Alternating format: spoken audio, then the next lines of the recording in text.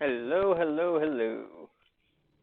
This is one of my first Minecraft tutorial videos. So, pre-apologies if it sucks. I am Devil's Advocate, your host for today. Now, as you might be able to tell behind me, we have a little something that concerns honey. This video is for a honey farm I have designed in response for Mumbo's little obsession with honey. So let's take a look. Okay, this right here is the farm. Yes, it's a bit big, but it is highly effective. As you can see, when we go in here, there are hives set up in the center of each wall. This design is infinitely stackable, but you do need a minimum of 5 blocks on either side of the hives for the redstoning behind all this. I will take you over there to see it and just get out of my way. Boom. Over here, come on. Run. And of course there's still one there. Yep. Oh. No, well. Go back in. Thank you. Little escape artists. Anyways, in here is your redstoning. Each hive has a dispenser directly behind it. This one I have set up for honey, so they all have glass bottles in them. However, you can change out the glass bottles for sears if you want to collect honeycomb. The wiring is exceedingly simple. Just move these. You have your hive there, 1 block separator, and then a comparator. When the hive is full, it will send out a total of 5 a signal strength of 5. As you can see, 3 bees just deposited honey in there, so it now has a signal strength of 3. It is full once there's 5 honey deposits in it. Once that happens, it will then activate these. The timing does not matter. It really doesn't. Like, this will give an almost instant harvest of the honey. Sorry, I have a speech impediment, people. But if you want to, like, say, have it wait a little bit before it harvests, then uptick these repeaters. That way you can actually, oh, it's ready to harvest. They'll harvest in a second, and boop, they'll harvest. Anyways, as you can see from this, because that's blocked, so I'm using the corner, it alternates level by level. So the right side here is flush with the ground, whereas the left side is up 1 block higher. This way you can have them stacked directly on top of each other. I have not found another way to make this redstoning much smaller and still have it stackable the way it is. Not effectively, at least. I have found a couple other designs that work fairly well. However, it then has the bottles, instead of pushing out to the front onto the grass area, it can shoot them out to any side. So this way, it shoots them out to the front, where underneath we have a hopper minecart rail system.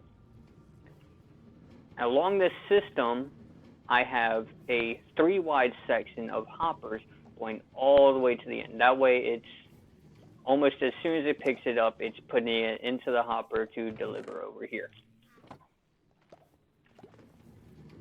Now, you can leave this open if you want. Just make sure you light it up so no mobs get down here. That way, if something ever happens to the cart, you can quickly and easily repair it. But again, it does not really matter. Now, as far as the materials to make just one of these, so a 1 high is, well, it depends on your perspective. I say it's fairly cheap.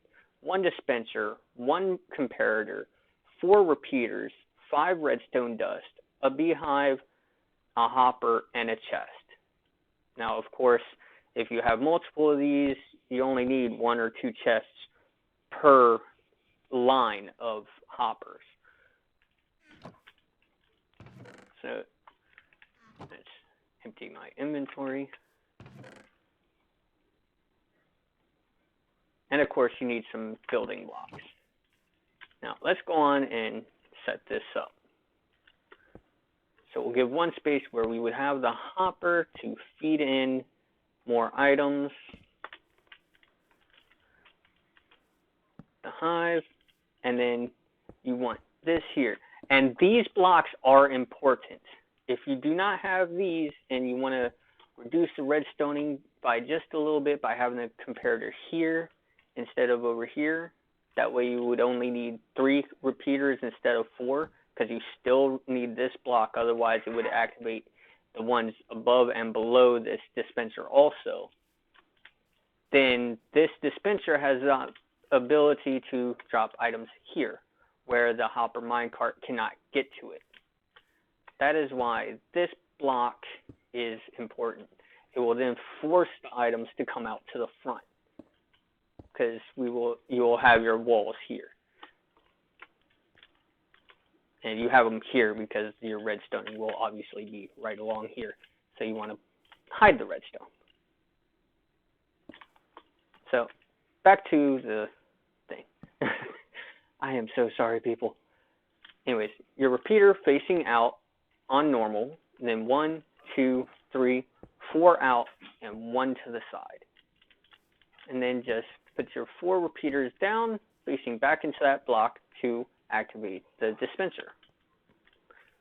And that's it. That's all there is to it. Now, of course, if you want to put another one right above it, simply do the same thing, except you raise this side up by 1 block.